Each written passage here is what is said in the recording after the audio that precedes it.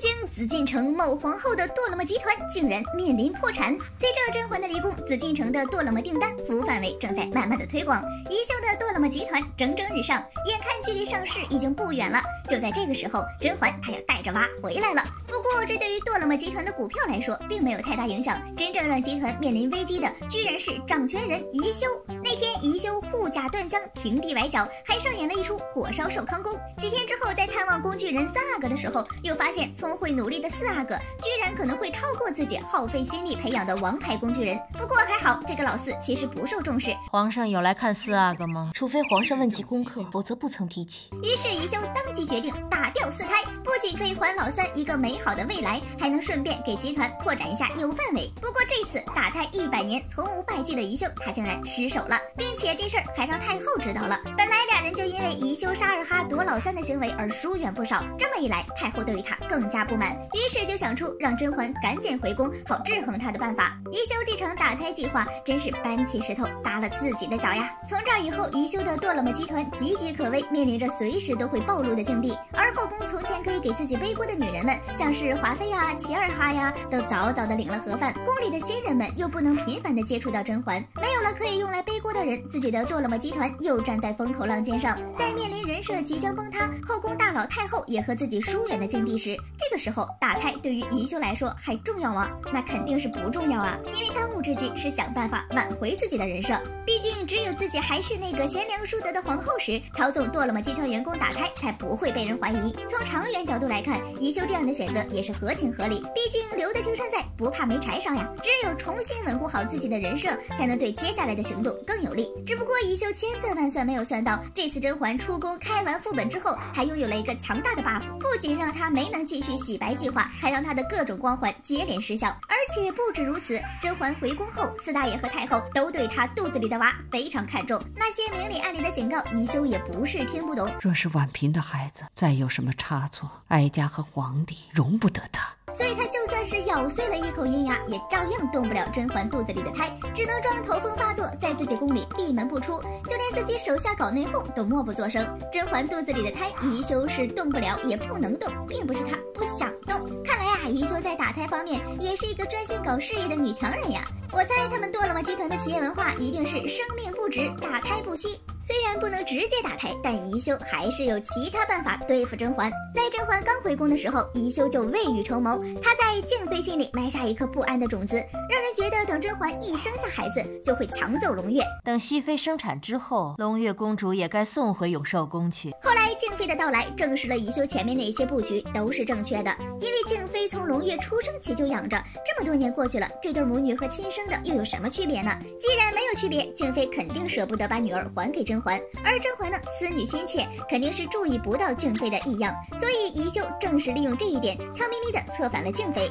两人联手把苏培盛和锦汐送进了慎刑司，之后又故意让甄嬛发现是静妃和自己联手了，想借此机会让他俩先斗一会儿。他俩不管是谁斗倒了谁，对宜修都没有坏处，甚至他俩要是两败俱伤的话，宜修还能趁他俩病要他俩命。这样的话，后宫一夜回到解放前，不仅没人能威胁到自己的地位，自己还能借此机会立一波人设。至于慎刑司里的苏培盛和锦汐，他俩是甄嬛的左膀右臂呀。锦汐帮甄嬛出主意办事儿，苏培盛呢，则是在甄嬛回宫的事情上帮了不少忙。如果能趁着他俩被关在慎刑司的时候问出点什么，那么扳倒甄嬛更是指日可待。就算啥都没问出来，也可以趁着甄嬛被静妃缠住时，达到自己严惩苏培盛二人的目的，以此做掉锦汐与苏培盛，斩断甄嬛的左膀右臂。这图操作实属是无比精妙呀。后来宜修又赶紧和被困的2名队友取得联系，并1对1的策划了营救方案。很快就到中秋了，本宫会去劝皇上把你放出去。袭击丸拿去给安嫔了吗？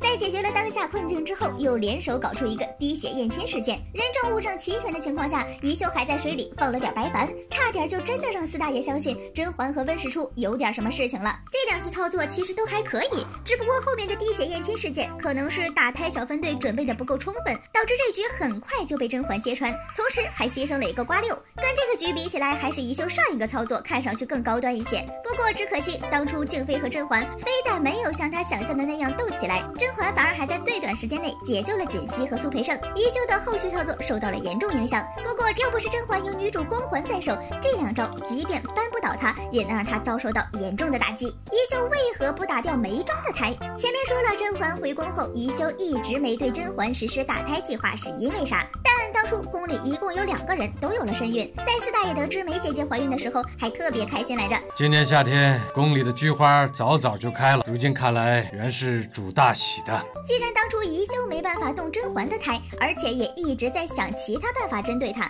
那为什么不趁此机会打掉梅姐姐的胎，然后再让甄嬛顶罪呢？这样岂不是可以一石二鸟？宜修不这样做的原因，就是梅姐姐这胎啊，她也无能为力。一是因为梅姐姐和甄嬛都早有防备，面对她这边的人都是打起了12分精神。我最烦简秋过来，明知他没安好心，还不得不敷衍着。在他俩如此警惕的情况下，宜修想要动手实在是难，毕竟很有可能前脚刚动手，后脚就被抓了个现行。这样的操作和当年切尔哈实名制投毒没什么两样。那宜修倒不如先不动手，等到后面时机成熟了再说。毕竟这宫里的孩子有很多都活不到成年，幼年夭折1个2个的，也实在属于正常范畴。就是因为这样，宜修才继续心安理得的在宫里装作头风发作，一边病着一边想办法救队友。二是因为梅姐姐这胎太后也很看重，毕竟是伺候她老人家多年的人，她对梅姐姐的疼爱都快跟亲闺女似的了。那梅姐姐这么多年过去，都丝毫没有要争宠的意思，现在好不容易主动了一次，还成功的在肚子里揣上了太后最喜欢的小娃娃，那太后肯定是跟看眼珠子似的看着自己的宝贝。太后日日叫人来送滋补品不说，宜修曾经的打胎业务每次都能被太后看穿，这个节骨眼上要是再有一次被看穿的话，那太后可能直接就被气得半死，而自己的皇后生涯也会遭到冲击。这么一想，动了手还会得不偿失，不动手倒是能平安的度过这段时间。就现在这个状态，1号队友瓜六被禁足，基本上彻底和外界断开了联系。2号队友生病，而且没过多久就被安排了个不祥的名头，从此斩断了自己和他的所有联系。便叫安嫔不许再进皇后宫中，静修几日也罢。就这个情况下，如果动手的话，如果被发现了的话，四大爷肯定要找自己理论一番。而太后呢，又这么看重梅姐姐的胎，肯不肯护着她，会怎么护着她都不确定。不过下手的话，以甄嬛和梅姐姐的警惕程度来看，多半是会被发现的。这种形势下，宜修再动手，那就是傻子呀。其实宜修这个人也挺厉害的，自己暗地里经营多勒么集团多年，但愣是没被四大爷发现。甄嬛回宫之后呢，宜修的打胎道路真是困难重重，